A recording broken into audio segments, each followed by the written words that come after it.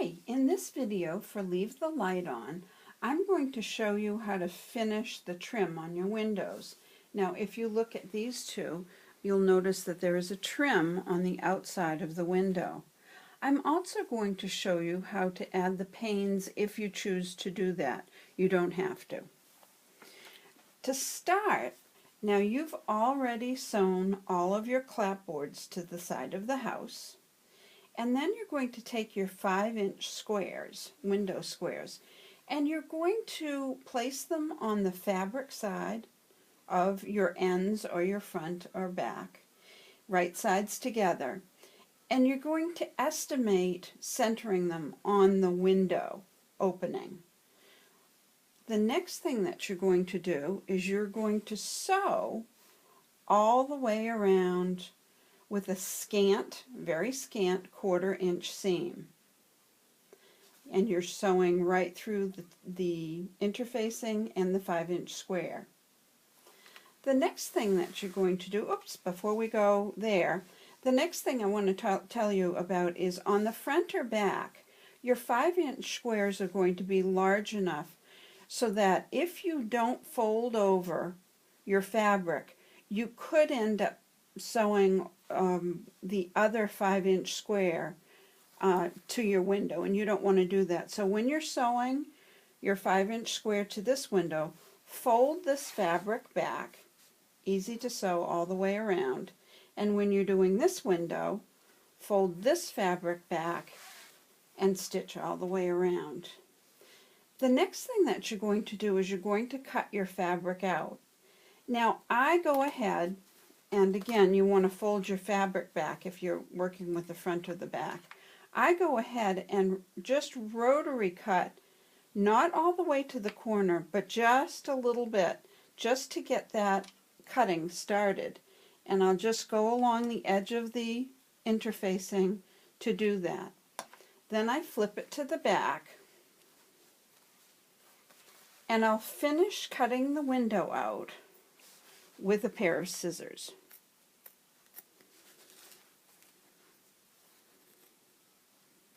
And I can feel it as I'm cutting with the scissors. I can feel when I hit the interfacing. So I want to stop right when I hit the interfacing. This may not be perfect, but we're just going to trim that right out. Get rid of all your clapboards and throw them out so that you have a window opening like that. The next thing that you're going to do is we are going to turn this to the back side. But before we do that, we need to do some trimming around the corners. So first we're going to take a ruler and we're going to draw in chalk or whatever. And again, this is a Choco liner, a clover Choco liner.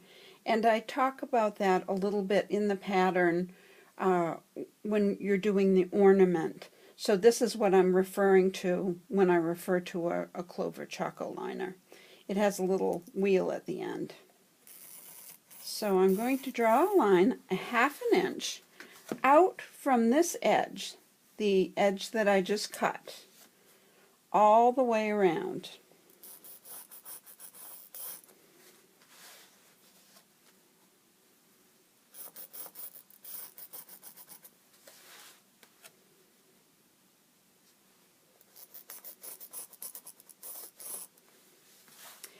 Now I'm going to take my 5-inch square, and I want to lift it so that I don't cut any of my clapboards. And I'm going to cut from the corner of the 5-inch square to the corner of that chalk mark. And I'm going to do that on all 4 corners.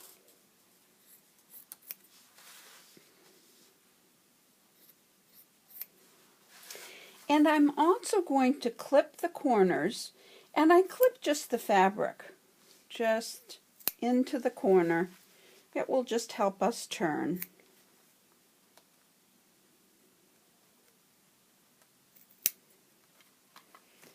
Okay, in the next step, what we're going to do is we're going to fold this to the inside. Now this is not going to be very pretty, but we're going to fold it to the inside because it's going to be gathered at the corners. Fold it to the inside and pull it firmly, and then you want to use your craft iron, your little mini craft iron, to fuse it down. Do one top or bottom, and then do the other top or bottom.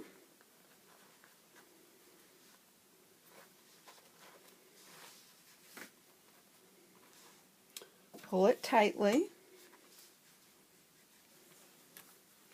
And then you're going to do the sides.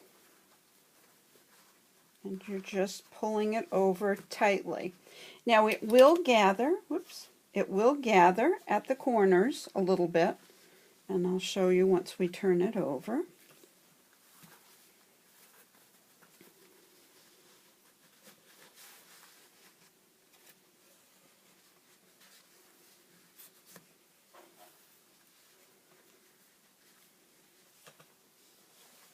So it's fused down nice and flat all the way out.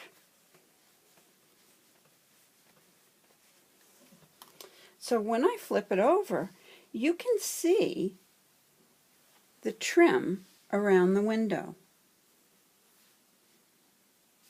The next step is we are going to put some either semi-transparent paper or template plastic in the windows, so you don't actually look inside the house when the lights are on.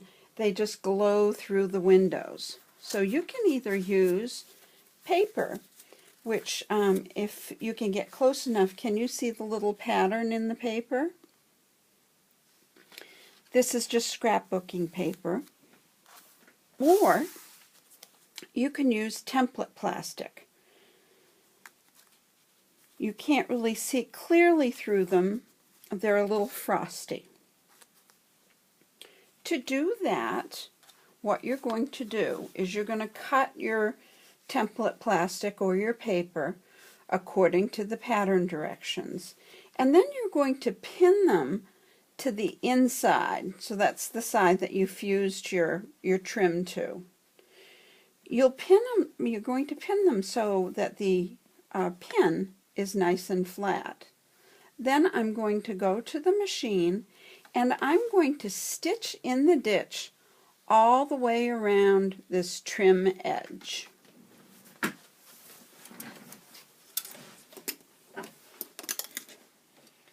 So you want to sew slowly, and you want to be able to see where the pins are so that you can remove them as you go. So you're going to just stitch very slowly and needle down to turn. Now I'm going to take my pin out before I get there so that I don't break my needle. Stitch to that corner very slowly. Turn.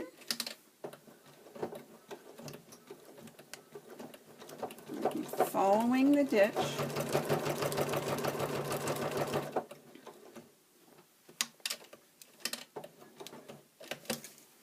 Turn. Now I can get to my other pin from here. Take that out.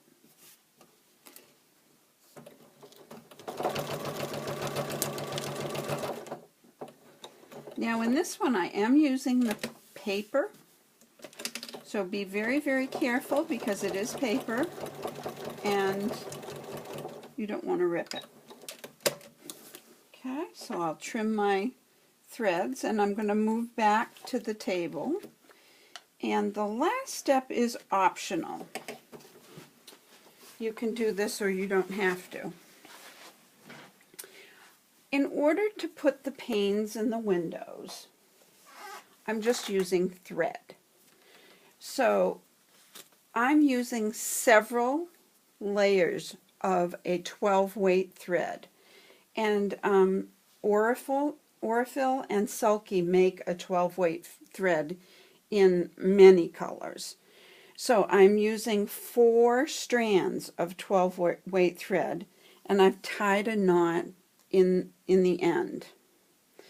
I'm going to start, and I'm using a milliner's needle, size 1. You can use a crewel needle, anything that has a large eye so you can get multiple strands through the needle head, or through the eye rather. Now I'm going to start at the bottom, and I'm going to estimate where I think the center of the window is. So I'm just going to push my needle through the stitches there. And what I want to do is I want my needle to be underneath the paper or the template plastic, so it's on the outside.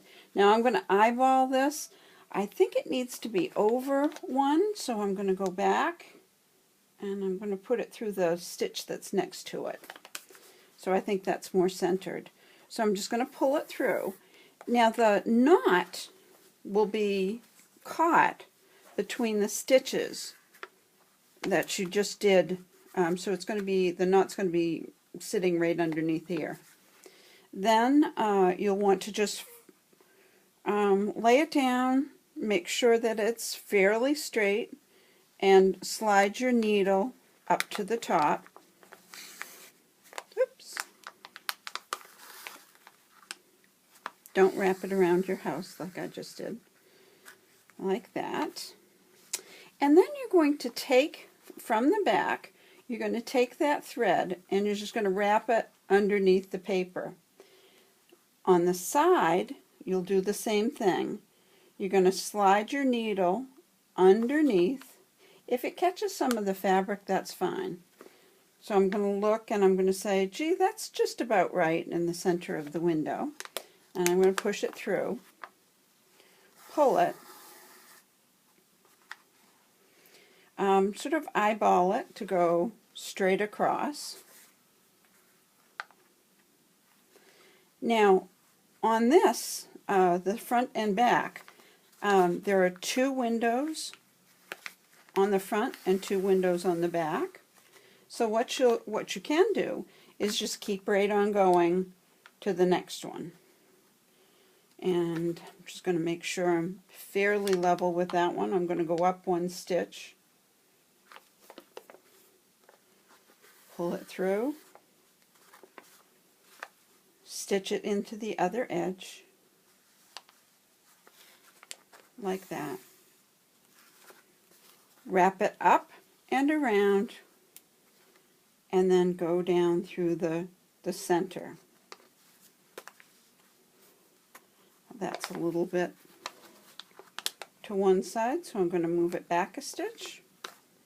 That one looks a little bit more centered. So I'm going to pull it through and then put it straight across like that, so I know where I'm going to put my needle in. Put my needle in. And then in the back, I'm just going to tie a double knot. And you have finished your windows. So you're all done.